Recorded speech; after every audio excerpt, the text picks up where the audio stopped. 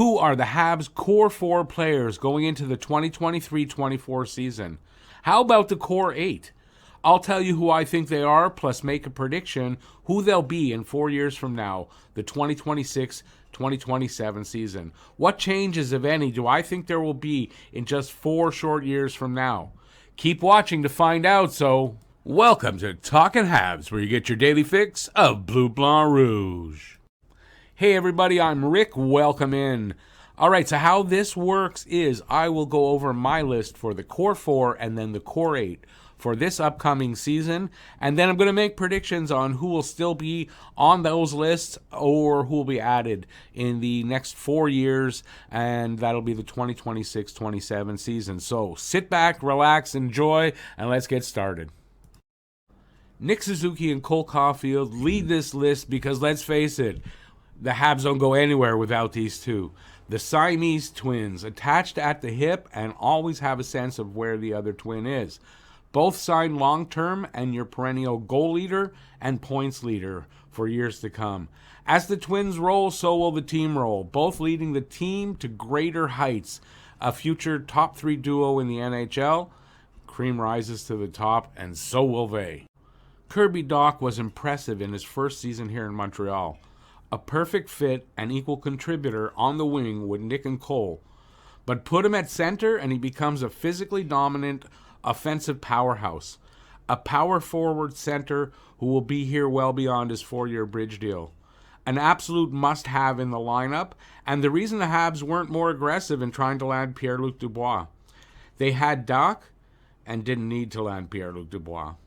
Dach will be the 2C for a long time here in Montreal. Mike Matheson is signed through the 2025-26 season and probably won't be re-signed. But he's here now, an integral part of Montreal's offense. With his silky smooth skating and great vision, he always finds a way out of the D-zone with a good pass or carrying it out with his effortless skating. Adequate on D, but usually quickly makes up for any mistakes, although the ones he can't make up for often end up in the back of the net. For the next 3 seasons, Mike Matheson will be a part of the Habs' leadership and core.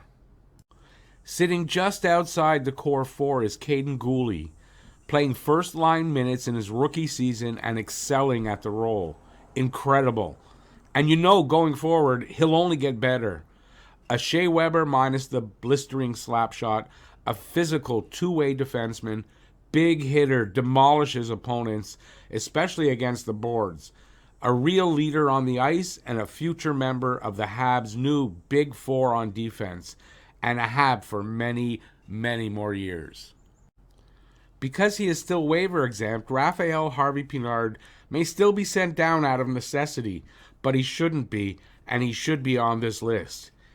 In the mold of Brendan Gallagher, his energy and work ethic, his knack for being in the right place at the right time, and his ability to produce on any line makes him a necessity to have in the lineup every game. He plays the game right, he plays the game hard, and is sneaky good. He'll be here for a minute or two. Newcomer Alex Newhook has not suited up for the Habs yet, but I have him here anyways, because of his blazing speed and soft hands, an element of his game that will be a perfect fit for a center like Kirby Dach and the Habs in general. His contribution to the Habs' lackluster offense will be a big reason why Montreal pulls themselves out of the bottom 10 and the bottom of the NHL in scoring. Paul Byron's speed with way more offensive upside. A solid member of the Habs' core 8 for 2023-24. I'm in total agreement with Hockey Junkie on this. I don't think it's a stretch to have Arbor in the core 8 because he brings something no other Hab here now or coming up in the future has. Physical intimidation and dominance. He puts fear in his opponents, never backs down and always gets back up. That's a Kristen Island slogan. He's also not a goon, but can play rather well. The Habs logo is tattooed on his chest, and he's a Hab through and through, and has all his teammates' backs. The sheriff is back in town and needs to be on the ice every night. So those are my core 4 and core 8 for this upcoming season and probably for the next 2-3 seasons. But if you take a look in the future, say 4 years, there should be some changes, new guys coming in and some guys leaving.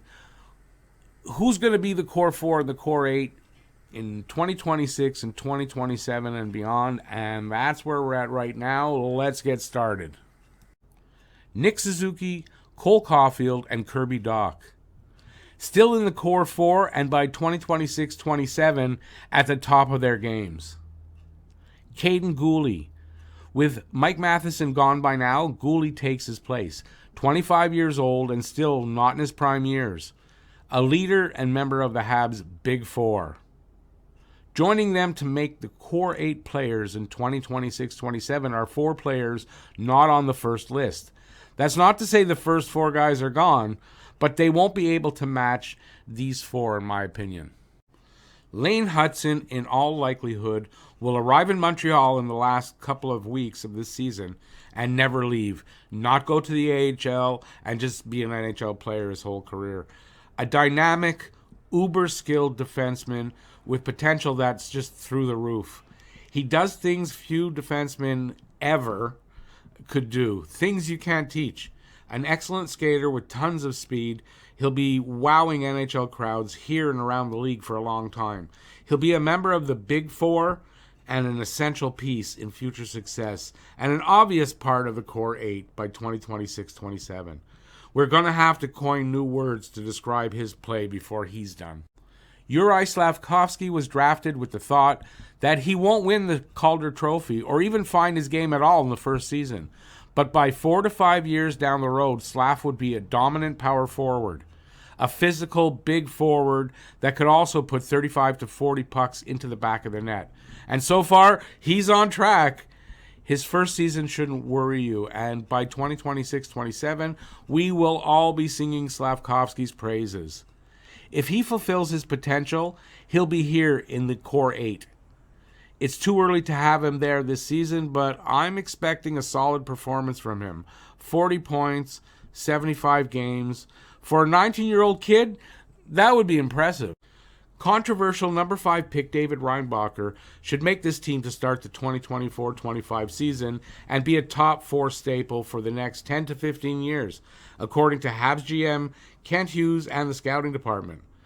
A natural partner for Lane Hutson, that pairing should lead Montreal's defensive core into any future success. Reinbacher will be a stud, logging big minutes in every situation, offensively and defensively. Not many holes in his game, and any there are will be fixed by the Montreal coaching staff. Just a gem of a defenseman who could push Gooley out of the core 4 by 2026-27. You never know. Logan Mailloux is a big, physical, mobile, offensive defenseman. A puck mover that gets the puck moving in the right direction, then follows into the offensive zone to dominate there too, putting pucks in the net or contributing to the play. A power play quarterback and point producer that won't hurt you at the other end of the ice. With his earlier problems plus COVID, Logan lost some valuable development time, but he's caught up quicker than I thought. He'll play for the Rocket next season, but I expect he'll stick with the big club by 2024-25 season and be a Big 4D and a Core 8 player. Hey, thanks for watching, and a huge thank you to everyone on this list right there and many others for your support over the years. Stay safe. Take care, and ciao.